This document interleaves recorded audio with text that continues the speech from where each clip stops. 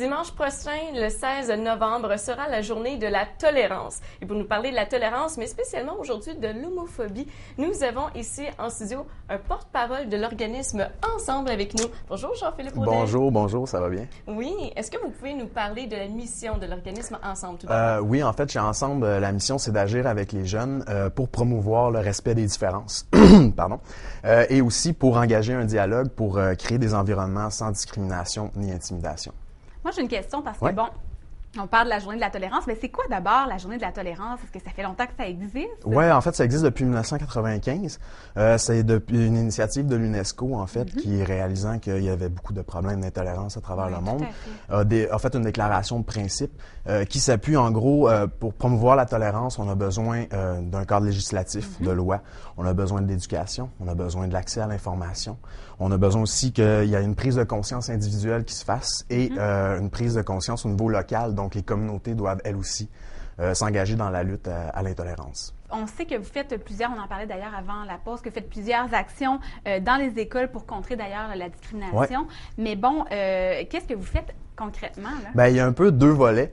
C'est-à-dire qu'on a des ateliers, des animations avec les jeunes où on engage une discussion. On veut juste approfondir des thèmes avec eux, tout simplement. Et au niveau, deuxième niveau, en fait, c'est les comités empreintes. Donc là, c'est un chargé de projet qui va dans les écoles et qui va rassembler des jeunes qui ont à cœur une cause commune, que ce soit la lutte à l'homophobie, par exemple, au racisme, au sexisme. Et ces jeunes-là, tout au long de l'année, vont faire des actions dans leur école, dans leur milieu, pour promouvoir leur message, finalement, et essayer de créer une ambiance plus positive dans leur école. Est-ce que vous avez un exemple d'action qu'ils peuvent faire pour promouvoir ces messages? Oui, en fait, j'ai un beau carnet d'exemples ici, justement.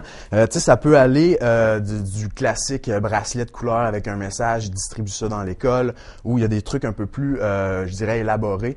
Par exemple, la bibliothèque humaine. Ça, c'est les jeunes qui vont sortir de l'école, vont aller chercher des gens qui ont des parcours de vie différents, tu sais, ou assez rares, ou tu sais, qui se démarquent, en fait.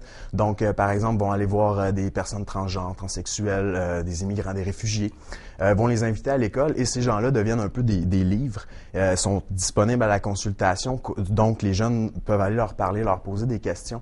C'est le fun parce que ça les met en contact avec des gens avec qui ils n'auraient justement peut-être pas eu de contact dans leur vie. Donc ça, c'est un autre exemple. Puis 2 fois par année, on réunit tous les comités empreintes, une fin de semaine de temps, donc en fin de semaine, ça va arriver. Un camp de formation, on leur fait faire des ateliers, des activités, ils se connaissent entre eux, les jeunes des différentes écoles finalement se rendent compte qu'ils sont pas tout seuls à penser comme ils pensent et ça crée un réseau quand même. Et une deuxième fois, à la fin de l'année, encore sous notre supervision, on les rassemble et là, ils présentent les projets qu'ils ont fait tout au long de l'année et encore là, ça crée un sentiment de communauté. Pendant ces regroupements-là, mettons, les demandes Facebook là, en amitié explosent entre eux. Là, il y a beaucoup de liens. Il y a des bonnes répercussions. Oui, vraiment. Puis des fois, ça se poursuit même plus tard l'année suivante au secondaire ou même à l'extérieur du secondaire, là, au cégep ou dans leur vie. Bon, on m'a indiqué que vous faisiez des animations. Concrètement, à quoi ça ressemble, ces animations? Oui, une animation, en gros, on divise ça en 3 temps. Premièrement, on aborde les préjugés, les stéréotypes. Donc, on demande aux jeunes de nous nommer des minorités identitaires au Québec. Par exemple, musulmans, juifs, tout ça, et on leur demande de savoir, on leur demande de nous dire qu'est-ce qu'ils ont entendu, qu'est-ce qu'ils ont, des préjugés finalement, des stéréotypes qu'ils ont entendus sur ces groupes-là, positifs et négatifs, pour leur faire réaliser qu'effectivement, il y a beaucoup plus de négatifs qui ressortent quand on parle de préjugés. C'est vrai. Oui, mais quand même, il y en a qui sont capables de nous en sortir des positifs. Dans ce temps-là, on mise beaucoup là-dessus. Mais sinon, c'est juste pour essayer de les déconstruire. Tu sais, pas leur dire comme « Hey, c'est mal ce que tu fais, c'est faux », plus leur dire « Il te manque des éléments pour nuancer ton jugement, pour être capable de, justement, ton jugement est pas faux, mais il faut l'améliorer un peu, aller chercher des informations ailleurs. » Deuxième temps, on aborde la discrimination, la conséquence un peu des préjugés et des stéréotypes. En gros, on leur présente les outils qui sont en place au niveau législatif pour gérer ces problèmes-là. Donc, la Charte des droits et libertés de la personne du Québec, la Commission des droits de la personne qui applique la Charte, pour qu'ils sachent finalement qu'il y a des outils, si jamais eux, parce que même en tant que jeunes, ça peut arriver, c'est un motif de discrimination large. Donc, même s'ils se retrouvent dans une situation situation comme ça, ben ils vont au moins avoir des ressources, ils savent qu'ils peuvent aller vers quelque chose qui pourrait les aider. C'est intéressant. Oui, puis dernièrement, excusez, Oui, dernièrement... on a tout le temps, nous, ça nous intéresse. C'est bon. Ça l'intéresse aux téléspectateurs, je pense que c'est important d'en parler. All right. En fait, la dernière partie de l'animation concerne plus l'histoire. Donc, on fait un résumé un peu d'évolution des droits humains, des acquis qu'on a eu au niveau autant du monde, mais aussi du Québec et du Canada, parce que sans la charte avant ça, je veux dire, c'est le gouvernement lui-même qui votait des lois discriminatoires, que ce soit envers les Chinois, les immigrants chinois, les Canadiens d'origine japonaise, les Amérindiens, les femmes, les Noirs et les Juifs. Donc, c'est pour leur montrer qu'il y a des acquis. Eux, ils sont venus au monde dans cette société-là, où ils sont arrivés d'ailleurs, mais ils ont connu ces acquis-là. Mais pour leur dire que finalement, c'est quand même toujours un peu en danger. Il faut rester vigilant par rapport à ça. Vous avez parlé des préjugés. Est-ce que les jeunes sont à l'aise de parler de ça? Quand même, parce que on dresse la table, tu sais, on leur dit, écoutez, on vous juge pas, premièrement, l'important, parce qu'on veut engager le dialogue, ça fait partie de notre mission. Et pour commencer un dialogue constructif, à quelque part, il faut un peu peut-être sortir le négatif pour être capable justement de déconstruire et tout ça.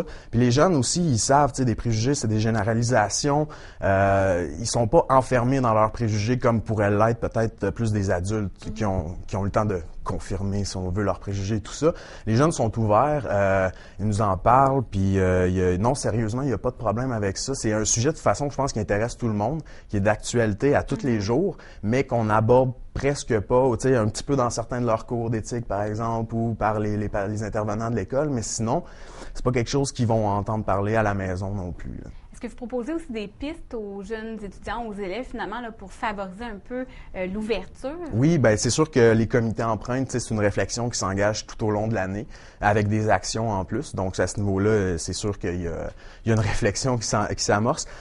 Pour ce qui est des animations, ben là, on mise plus sur leur force. On essaie de les motiver, en fait, de leur dire « Hey, t'as beau avoir 14 ans, tu as quand même du pouvoir dans la vie, tu peux influencer le monde autour de toi. Tu n'es pas obligé de changer le monde demain matin, tu peux changer ton monde à partir de maintenant. Ouais, puis ça marche, tu sais, je veux dire, si t'aimes pas ça, toi, les blagues homophobes de tes amis ou les commentaires racistes de tes parents ou des choses comme ça, ben dis-le. C'est la première chose à faire, c'est d'en parler, de te positionner contre ces manières de penser-là, pour te rendre compte finalement que, tu sais, quand on est le premier à parler, c'est le plus difficile, c'est de commencer à parler, mais ils sont jamais tout seuls. C'est ça, c'est rare les gens qui me disent, les jeunes qui me disent, ouais, moi le racisme, c'est vraiment cool, là, j'adore ça. Au contraire. Donc, mais il faut en parler, puis c'est plus difficile à cause de la pression sociale et tout ça.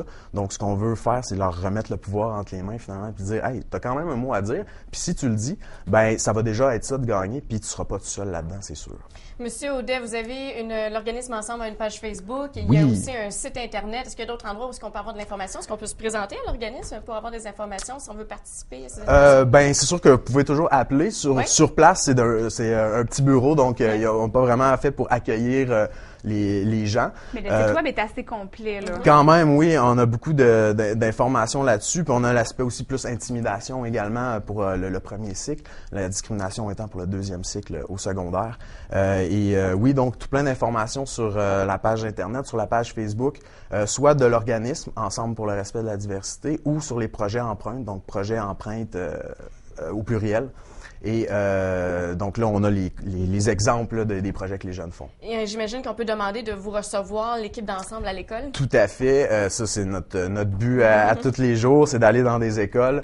Donc, au début de l'année, on fait toujours un retour. On appelle toutes les écoles qu'on peut et on contacte les personnes ressources. Et s'il y a des gens des écoles qui nous appellent, qui voudraient nous avoir à leur école, ben on vous encourage beaucoup à nous appeler l'année prochaine.